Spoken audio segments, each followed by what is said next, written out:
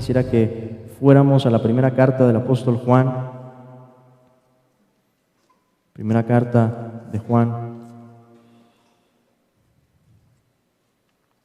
Y vamos al capítulo 4. Primera de Juan, capítulo 4. Vamos a leer en esta ocasión del versículo 11 al versículo 16. Primera carta del apóstol Juan, capítulo 4, versículo 11 al 16. Así dice la palabra de Dios. Amados, si Dios nos ha amado así, debemos también nosotros amarnos unos a otros. Nadie ha visto jamás a Dios. Si nos amamos unos a otros, Dios permanece en nosotros y su amor se ha perfeccionado en nosotros. En esto conocemos que permanecemos en Él y Él en nosotros, en que nos ha dado de su Espíritu. Y nosotros hemos visto y testificamos que el Padre ha enviado al Hijo, el Salvador del mundo. Todo aquel que confiese que Jesús es el Hijo de Dios, Dios permanece en Él y Él en Dios. Y nosotros hemos conocido y creído el amor que Dios tiene para con nosotros. Dios es amor, y el que permanece en amor, permanece en Dios y Dios en Él. Amén. Pueden tomar asiento. Vamos a orar. Señor, Dios bendito, Rey nuestro, tú eres amor. Te alabamos porque podemos conocerte, porque te hemos conocido y hemos creído el amor que has tenido para con nosotros. Gracias, Señor, por el sacrificio de tu Hijo. Gracias porque lo enviaste a este mundo como nuestro Salvador.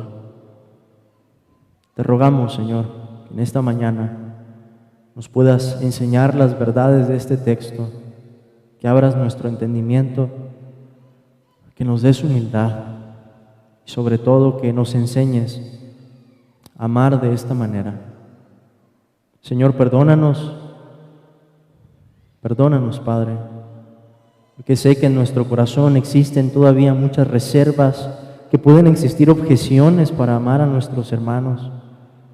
Pedimos que nos perdones y nos des gracia para recibir la verdad de este texto y ponerlo por obra.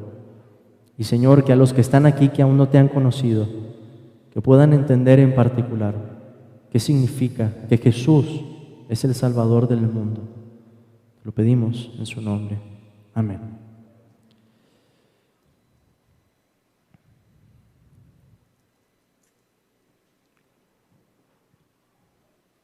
En la ocasión anterior, les dije que si de algo se trata el capítulo 4 de esta carta, es, puntos suspensivos, del amor. Que Juan repite la palabra amor, sea en su forma verbal, o sea como sustantivo, o sea como un vocativo. Cuando dice amados, Juan repite esta palabra 30 veces, nada más en este capítulo. Entonces la prédica se va a llamar amor, amor y amor, segunda parte, porque de eso se trata el capítulo. Juan, hermanos, es conocido por algunos como el discípulo del amor.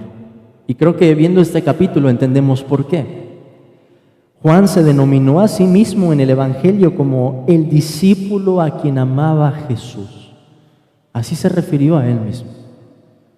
La teología inspirada del apóstol está llena de referencias al amor. Lo vemos en su Evangelio, lo vemos también en esta primera carta.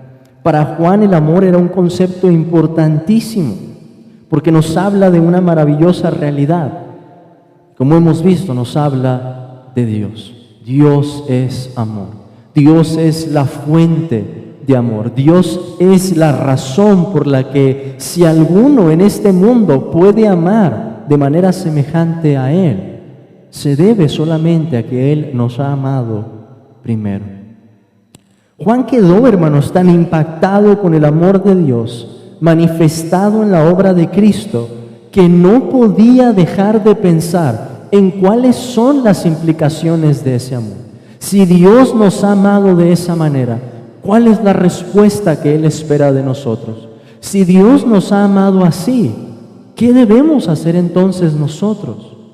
¿Cómo correspondemos a ese amor? Y esto concuerda con el propósito de la primera carta. Lo hemos visto, que los creyentes supieran que tenían la vida eterna.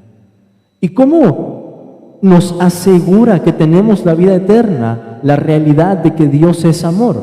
Porque como lo dije en la predicación pasada, nos lleva a ver que la causa de la salvación que podemos tener no somos nosotros, que nosotros no tenemos absolutamente nada que ver, que no podemos ser la causa, no podemos ser la fuente de un amor así, que lo único que hacemos en el Evangelio es apropiarnos de algo que Dios ya ha hecho. Como lo dice Juan, nosotros hemos conocido y creído el amor que Dios tiene para con nosotros. Así se ve nuestra respuesta al Evangelio. Y hoy veremos, hermanos, que ese llamado a la obediencia que se fundamenta en el amor de Dios nos llama aquí, otra vez, porque es un tema que ya hemos visto, a amarnos los unos a los otros. Vamos a ver de nuevo este mismo tema, pero desde otro ángulo. Juan lo va a abordar de una manera distinta, pero el tema sigue siendo el mismo, que nos amemos los unos a los otros. Además, en la segunda parte que vamos a ver de este texto, Juan hace una compilación de las evidencias de salvación que hemos visto, que surgen o derivan a su vez del mensaje del Evangelio. Vamos a ver cómo todas esas evidencias que Dios nos ha dado de su Espíritu, que confesamos que Jesús es el Hijo de Dios, que hemos creído el amor que Dios tiene para con nosotros, todas surgen o se derivan o fluyen del Evangelio, del mensaje del Evangelio. Así que veamos este texto en dos partes, hermanos. En primer lugar, vamos a ver el amor de Dios y sus implicaciones. Tenemos eso en el versículo 11 y en el versículo 12. El amor de Dios y sus implicaciones. Y en segundo lugar, tenemos esas evidencias que se derivan del Evangelio, del versículo 13 al versículo 16. Lo que Juan nos va a dar aquí, en otras palabras, es una aplicación de la verdad que ya nos ha enseñado. Ya nos ha dicho Dios es amor, nos ha dicho que Dios ha manifestado este amor enviando a su Hijo, y ahora va a aplicar esa verdad, como lo haría un predicador, para enseñarnos cómo debemos de responder entonces. Hemos visto en el versículo 7, voy a repetirlo para que tengamos en mente: amados, amémonos unos a otros, porque el amor es de Dios. Todo aquel que ama es nacido de Dios y conoce a Dios. El que no ama no ha conocido a Dios, porque Dios es amor. En esto se mostró el amor de Dios para con nosotros, en que Dios envió a su Hijo unigénito al mundo, para que vivamos por Él. En esto consiste el amor, no en que nosotros hayamos amado a Dios, sino en que Él nos amó a nosotros y envió a su Hijo en propiciación por nuestros pecados. ¿Qué esperaríamos oír en el versículo 11? Piensen en esto, vamos a poner en pausa el versículo 11. Juan nos está hablando y está celebrando que Dios ha querido amarnos de esta manera. ¿Qué esperaríamos oír en el versículo 11? Creo, hermanos, que sería natural, si ponemos ese versículo en pausa, que lo que oyéramos sería: amados, si Dios nos ha amado así, debemos también nosotros amarlo de esa manera. Pero Juan no dice que debemos amar a Dios aquí, aunque la idea está implícita. Juan nos dice algo que podría parecer inesperado. Juan nos dice: amados, si Dios nos ha amado así, debemos también nosotros amarnos unos a otros. Esperaríamos que después de esa celebración del Evangelio, Juan dijera: porque Dios nos ha amado, hay que amarlo entonces a Él de esa manera. Pero Juan nos dice: amados, como Dios nos ha amado así, así también debemos amarnos unos a otros. ¿Cómo es que Juan, hermanos, pasa de esa realidad celestial, pasa de estar en el cielo, en el tercer cielo, en la presencia del Señor, hablándonos de su amor, de repente desciende y nos dice: amados, también nosotros debemos amarnos como Dios nos amó. Juan intercala entre esa esfera divina y la esfera humana de una manera rápida, natural, lógica para él. Pero ¿cómo puede hacer esto y cómo nos da esta aplicación? Juan dice: si Dios nos ha amado así, ¿cómo nos ha amado Dios, hermanos? La respuesta está en el versículo 8, el versículo 9 y el versículo 10. Creo que podemos resumirla con una progresión. En primer lugar, Dios es amor. Hay que empezar por ahí. Si vamos a hablar del amor o de cómo se ha manifestado el amor, tenemos que hablar en primer lugar de Dios, del amor divino, que Él es el estándar para definir, para describir, para explicar este amor. En segundo lugar, tenemos que decir, ya que Dios es amor, Él es la fuente de este amor. No hay otra fuente de amor, de un amor divino. Nosotros no podemos dar esta clase de amor por nosotros mismos. Tenemos que recibirlo primero de Dios. Y además de que el amor es de Dios, de que Él es la fuente de amor, Dios ha manifestado su amor en el Evangelio.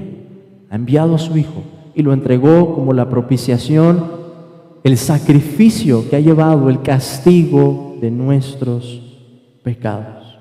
Dios nos ha amado así. Dios nos ha amado enviando a su Hijo. Dios nos ha amado entregando a su Hijo a nuestro favor. Dios nos ha amado antes de que nosotros lo amáramos a Él. Y Juan dice: así entonces debemos amarnos los unos a los otros. Es impresionante, hermanos, que en esta oración se junta el amor de Dios con el amor que debemos tener por nuestros hermanos. ¿Quién puede decir: yo amo como Dios ama, yo amo a mis hermanos en la misma forma, en la misma medida en la que Dios me ha amado? Con un amor que es abnegado, con un amor que piensa primero en el otro, con un amor que es costoso, con un amor que es sacrificial, con un amor incluso que duele. ¿Quién puede decir eso? Y sin embargo, Juan nos llama a hacer esto. Nos dice que debemos hacer lo mismo con nuestros hermanos, amar de la misma forma. Es cierto, nosotros no podemos perdonar ni un solo pecado. Nuestro amor no puede redimir a nadie, no puede rescatar a ningún pecador. Pero Juan nos dice que tenemos que imitar a Dios, que nuestro amor debe comenzar a conformarse al amor de Dios, que debe parecerse al suyo, que si tenemos un ejemplo de amor no está en esta tierra, que el mayor ejemplo vino del cielo, del amor de Dios, su Hijo Jesucristo. Dios es amor. ¿Y cómo aprendemos a amar entonces? Siguiendo el camino que Él nos dejó. Juan nos está diciendo: así como he descrito el amor de Dios, así debe verse su amor, los unos a los otros. El amor a los hermanos entonces se fundamenta en el ser de Dios. Dios es amor y es nuestro fundamento entonces para amarnos. Pero también, además de su ser, en su evangelio, como hemos visto el amor de Dios. Lo hemos visto en el Evangelio. ¿Qué nos dice eso, hermanos? Y creo, con el peligro de sonar repetitivo aquí, creo que es importante, porque Juan repite las mismas ideas, abordándolas desde otros ángulos y repasando una y otra vez en la misma exhortación que estaba en el versículo 7. Amados, amémonos unos a otros. Retoma otra vez eso, pero con el peligro de ser repetitivo aquí. Nuestro fundamento para amar no puede ser la conducta del otro, no puede ser la conducta de nuestro hermano. Si tú me dices que estás enojado con un hermano o una hermana porque no te saludó, te voy a exhortar, te voy a decir: ese no es el fundamento, ese no es el motivo. Voltea a ver al cielo otra vez, mira lo que el Señor ha hecho, mira la sangrienta cruz. Y entonces dime, más bien, si no tienes un motivo para amar, voltea a ver al crucificado y dime si eso no te mueve a amar, a perdonar, a pedir perdón, a arrepentirte de tu ofensa, a aclarar si hay un chisme, si hay una murmuración, si hay una calumnia, si hay un enojo en tu corazón, si hay un malentendido. Porque ese debe ser el motor, la fuente de nuestro amor, no la conducta del otro. Lo mismo no aplica solamente en la iglesia, lo mismo aplica al matrimonio, lo mismo aplica a todas las ocasiones en las que tenemos que ejercer este amor. Como cristiano no podemos decir, es que fulanito me hizo. Como cristianos, ¿qué decimos? Dios nos ha amado. ¿Cómo no puedo amarte, hermano? Si Dios me ha amado de esta manera, si Dios ha entregado a su Hijo para mí, que era un enemigo de Dios, que aborrecía a Dios, que vivía en mi pecado. No hay excusa, no hay una objeción que podamos hacer. No hay un argumento que podamos tener, hermanos, en contra del Evangelio para decir, Señor, yo no voy a amar por esto y por esto y por esto. No, la cruz silencia, la cruz destruye nuestras objeciones, nuestras excusas para amar a nuestros hermanos. No las hay y no pueden existir en nuestro corazón. Y sin embargo las sentimos. Y sin embargo en nuestro corazón muchas veces queremos justificarnos. Sin embargo en nuestro corazón muchas veces decimos, yo tengo la razón, ¿por qué voy a pedir perdón? ¿Por qué me voy a humillar ante mi hermano si yo soy el ofendido? Pero es que ese no es el lenguaje del amor divino. Es que el lenguaje del amor divino nos dice incluso, amen a sus enemigos. ¿Cuánto más a nuestros hermanos?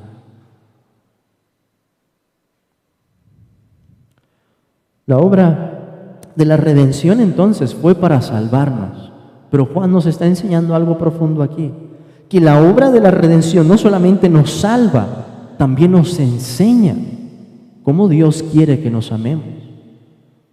Sí, hermanos, lo que encontramos en el mensaje del Evangelio como un todo, lo que encontramos en los Evangelios, en cuanto a libros, Mateo, Marcos, Lucas, Juan, no solamente están escritos para hablarnos de la salvación que Dios nos ha dado, la salvación que Dios ofrece a este mundo, también están allí para enseñarnos muchas cosas, pero Juan dice aquí, para enseñarnos cómo amar. La cruz demuestra tantas cosas al mismo tiempo. Por eso seguimos hablando de ese evento cada domingo, porque nos enseña no solamente la salvación que Dios trae, sino el ejemplo que Él espera que imitemos. Y eso es grande. Que se nos llame a nosotros como cristianos a imitar a Dios, el ejemplo de Dios, a imitar el amor de Dios. ¡Qué privilegio! ¡Qué responsabilidad! ¡Qué peso tan abrumador! Pero al mismo tiempo, ¡qué realidad tan liberadora! Porque Juan me dice que si podemos amar, es por Dios, no por algo que venga de nosotros. El amor no se originó con nosotros y no podemos esperar que sea así. El amor se origina en Dios. Esta es la aplicación que hace Juan de esa verdad tan profunda. Juan dice, debemos amarnos también nosotros. Debemos amarnos los unos a los otros. Podemos obedecer esto en Cristo. Y esto nos lleva a pensar que, lógicamente, entre más sea nuestra comprensión del Evangelio, entre más entendamos el propósito de esa cruz, entre más claramente veamos que el Padre envió al Hijo, que el Hijo se ofreció en sacrificio por nuestros pecados, ¿qué es lo que va a pasar con nuestro amor? Debería aumentar, debería crecer, debería ayudarnos a quitar toda excusa de nuestro corazón.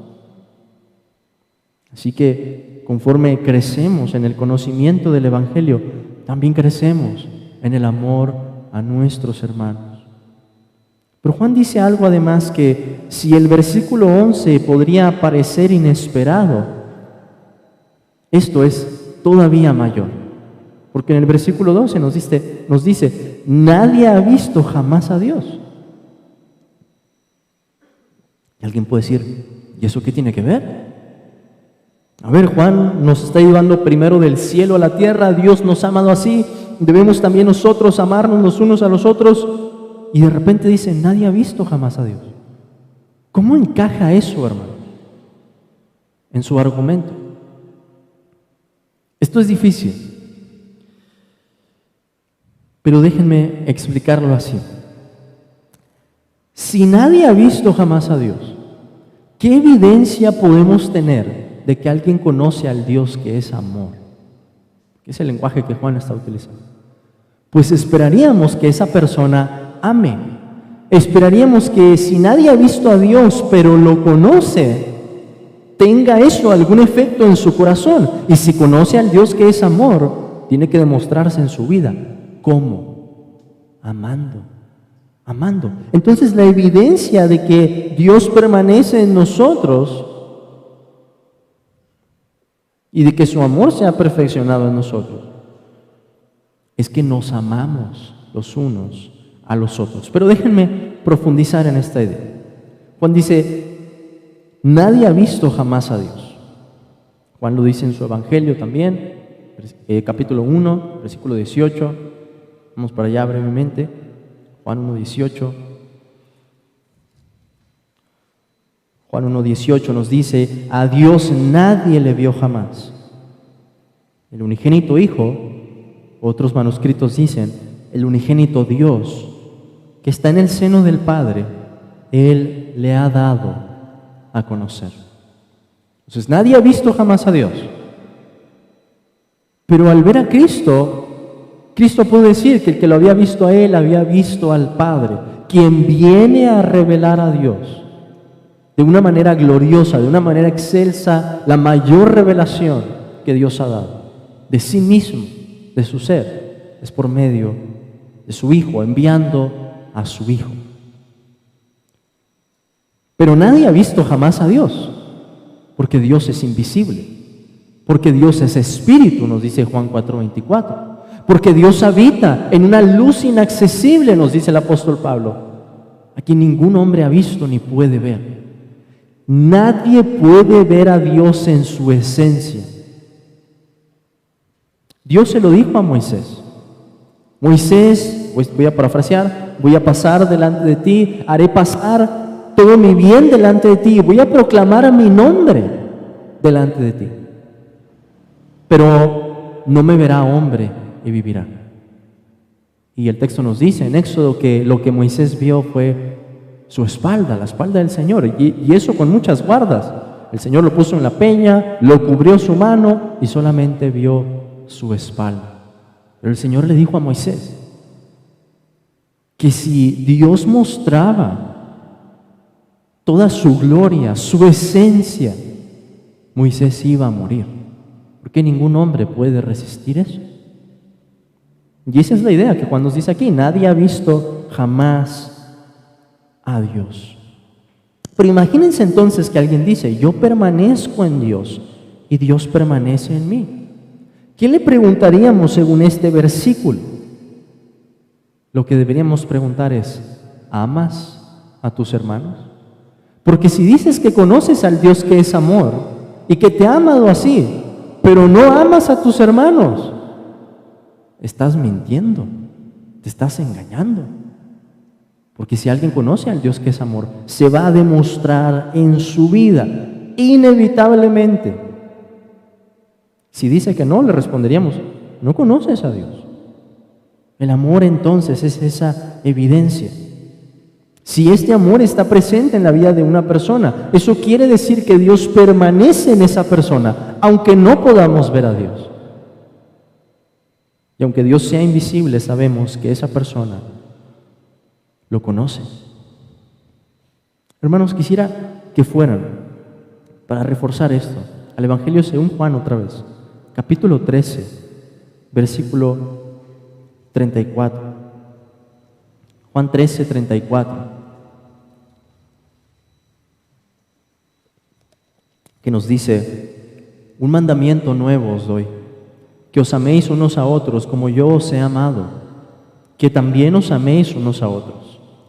En esto conocerán todos que sois mis discípulos, si tuviereis amor los unos con los otros. ¿En qué va a conocer la gente que somos discípulos de Cristo? No solamente por nuestra predicación. Una de las formas más impactantes que queda grabada en el corazón de una persona que llega a una iglesia cristiana no es solamente la predicación, es lo que hacen los hermanos, es el amor que hay en los hermanos, porque el mundo no puede imitar eso. Hermanos, alguien en el mundo podría leer un sermón o predicar un sermón muy bueno.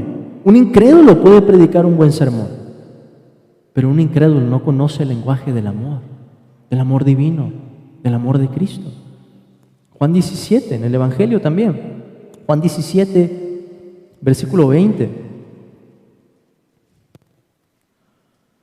Nos dice, Cristo orando al Padre, dice: mas no ruego solamente por estos, sino también por los que han de creer en mí por la palabra de ellos, para que todos sean uno, como tú, oh Padre, en mí y yo en ti, que también ellos sean uno en nosotros, para que el mundo crea que tú me enviaste. ¿Cómo va a creer el mundo que el Padre envió al Hijo? Al ver la unidad de la iglesia, una unidad de corazón, una unidad de propósito. ¿Y cómo se demuestra eso? Otra vez, con el amor. Con el amor. Hermanos, qué evidencia tan poderosa, tan fuerte es el amor para vindicar al Evangelio, para vindicar el cristianismo, para mostrarle al mundo que tenemos la verdad y porque la tenemos, podemos amar de una manera que el mundo no conoce y no puede imitar. Pero Juan dice además, aquí mismo, nadie ha visto jamás a Dios. Si nos amamos unos a otros, Dios permanece en nosotros. Entonces, en un sentido profundo, Dios, aunque invisible, se hace visible ¿a través de qué? Del amor de sus hijos. Cuando el mundo ve eso, dice: esto no viene de la tierra, esto tiene que venir de Dios, esto tiene que ser algo divino. Y los cristianos entonces reflejamos quién es nuestro Padre. De una manera débil, sí, de una manera imperfecta, sí, pero de una manera real, de una manera verdadera. Juan dice además: y su amor se ha perfeccionado en nosotros. ¿Qué quiere decir eso? Que si nos amamos unos a otros, el amor que Dios nos ha dado ha cumplido su meta, cumple su cometido, cumple su propósito. ¿Cuál es, según este pasaje? Producir amor en nosotros. No solo amor por Dios, eso está en otros textos, pero Juan está predicando aquí amor por los hermanos. Les había dicho que el amor resulta como un círculo virtuoso. Dios es amor, nos dice Juan. El amor es de Dios y fluye de Dios, se manifiesta a este mundo por medio de su Hijo Jesucristo. Nosotros recibimos ese amor. ¿Y qué pasa entre nosotros? Ese amor comienza a repartirse, a abundar, y después también retorna a Dios en expresiones de alabanza, en expresiones de obediencia. Pero eso es a lo que se refiere Juan. Su amor se ha perfeccionado en nosotros. ¿Por qué? Porque está cumpliendo su propósito. Este amor que Dios nos dio se está demostrando en nuestro amor por los hermanos. Por eso es que el alma en la que permanece el odio refleja todo lo contrario. Refleja que no conoce a Dios, refleja que no ha recibido su amor, Y refleja que la fuente de esos deseos que tiene y la manera como se comporta con otras personas no viene de Dios. Lo vimos en el capítulo 3. Viene del diablo, es un hijo del diablo y es lo que está demostrando con su vida.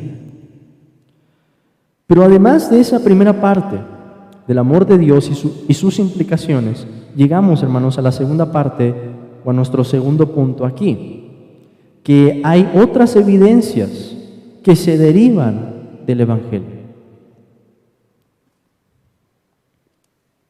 Porque el versículo 13 nos dice: en esto conocemos que permanecemos en Él y Él en nosotros, en que nos ha dado de su Espíritu.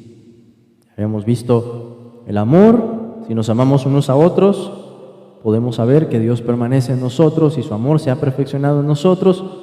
Pero otra evidencia, ahora nos dice Juan, es que Dios nos ha dado de su Espíritu. Otra forma en que conocemos que permanecemos en Dios, que estamos unidos a Él, unidos a Cristo. ¿Y qué significa esto? Que nos ha dado de su Espíritu. Esta es una referencia muy amplia y creo que abarca la tarea completa del Espíritu Santo. Yo creo que Juan está haciendo alusión a la presencia del Espíritu Santo, como lo hacen otros pasajes en la Escritura, que la misma presencia de aquel que procede del Padre y también del Hijo nos dice que pertenecemos a Dios y que permanecemos en Él. Como lo había dicho Juan en esta misma carta, en el capítulo 3, versículo 24, y en esto sabemos que Él permanece en nosotros por el Espíritu que nos ha dado. Y es que la presencia del Espíritu, hermanos, vean esto, en el Evangelio según Juan, capítulo 15. Evangelio según Juan,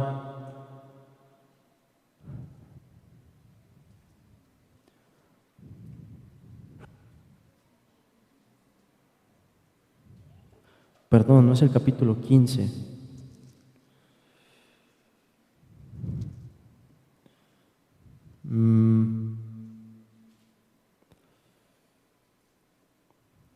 O sí es el capítulo 15.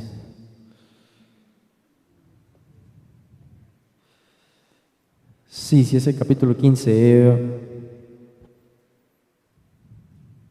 Perdón, hermanos, esto no me pasa seguido. Capítulo 14. Capítulo 14.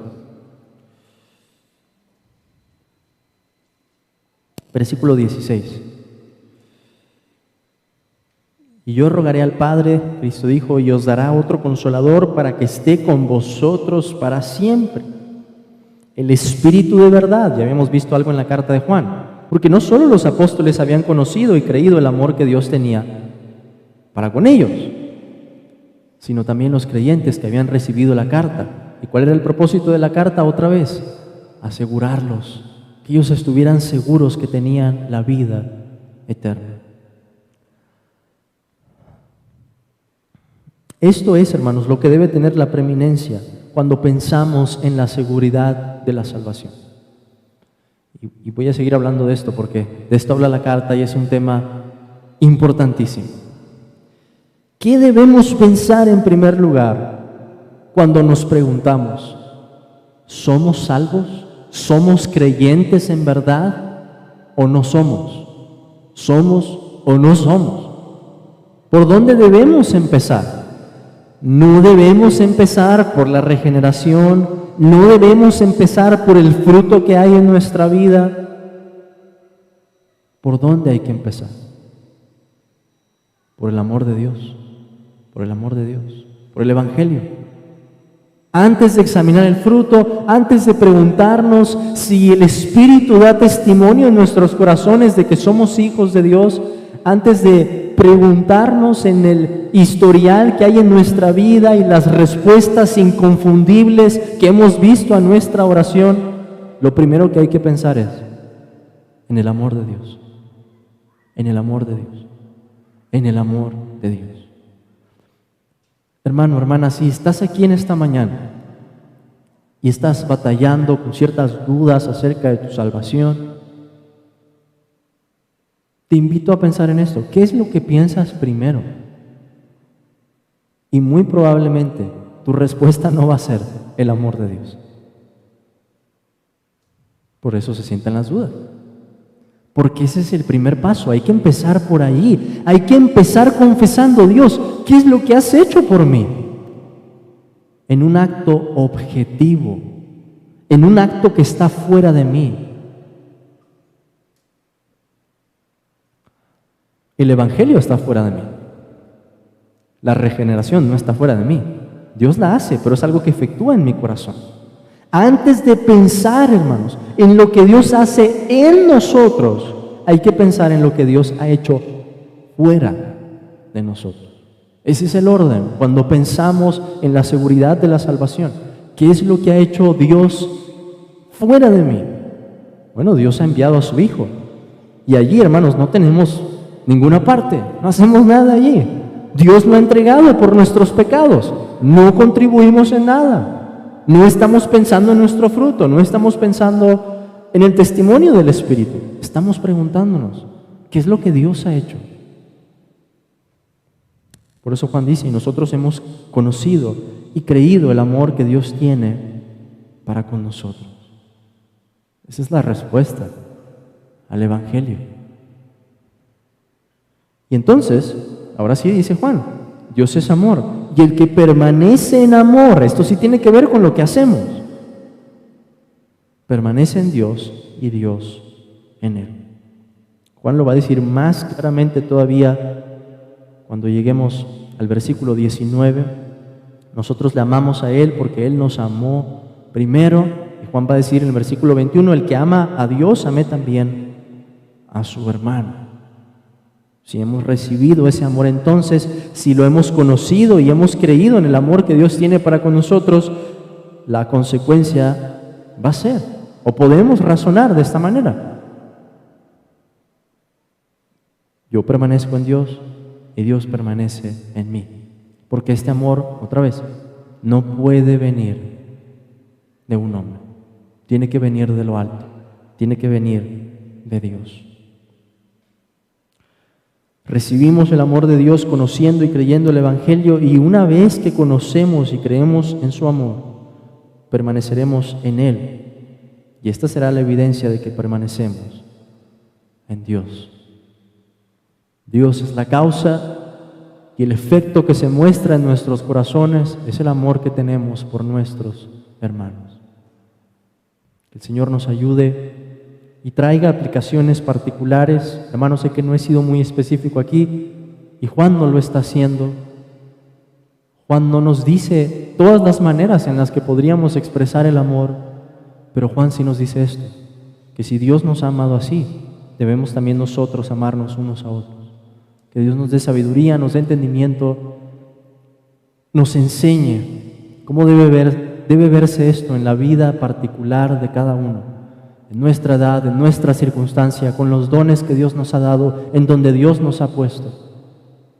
Podamos glorificarlo así.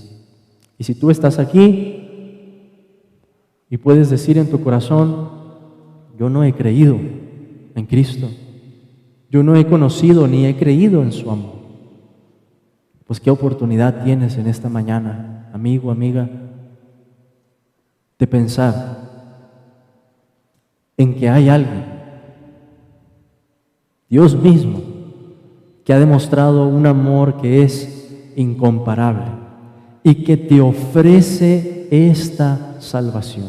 No por algo que tú puedas hacer o por algo que dejes de hacer, sino por lo que Él ha hecho. La salvación es gratuita. No podemos recibirla de otra manera. La Escritura nos dice que es por medio de la fe. No podemos recibirla por las obras. Pero cuando hablamos del amor de Dios, fue un sacrificio costoso para Él, enviar a su propio Hijo y entregarlo por nuestros pecados. Te invito a pensar en el amor de Dios. Si tú no has conocido en el Evangelio, te invito a pensar en eso. Está bien, puedes pensar en su ira también, pero te invito a pensar en el amor de Dios. Porque la ira de Dios no puede salvarte, puede acorralarte para que veas tu pecado. Pero mira su amor, mira su cruz, mira a su Hijo. Y como lo dije la vez pasada, en el momento en que menos te des cuenta, vas a decir: Señor, ya entendí, ya he creído en este amor, en que este amor es también para mí. Oremos, hermanos. Señor, te damos gracias, Padre, por esta palabra. Gracias por la vida cristiana a la que nos has llamado a la altura de estos mandamientos. Señor, reconocemos que solo tú puedes capacitarnos para hacer esto. Señor, y confesamos que si algo de este amor se ha expresado en nuestras vidas, se ha manifestado en nuestras vidas, es solamente por ti. Te damos la gloria por eso, Señor. Pensar que incluso lo que hacemos en nuestra vida, el querer como el hacer, es algo que tú pones. Te damos la gloria a ti por todo lo bueno, Señor, que pueda haber en nosotros, y te pedimos perdón y reconocemos que si todavía hay pecado es por nosotros, Señor. Ayúdanos, Padre, a amar y a seguir este santo ejemplo que nos has dado. Pedimos por los que están aquí también que no te han conocido. Señor, tráelos a ti para que puedan conocer también este amor y se regocijen con nosotros y sean uno con nosotros y con tu iglesia en todo el mundo. Y te pido, Señor, también que bendigas los elementos de los que vamos a participar en un momento. Permítenos hacerlo con sobriedad y permítenos proclamar tu evangelio sin palabras, Señor, por medio de esta ordenanza. Te pedimos esto en el nombre de Jesús. Amén.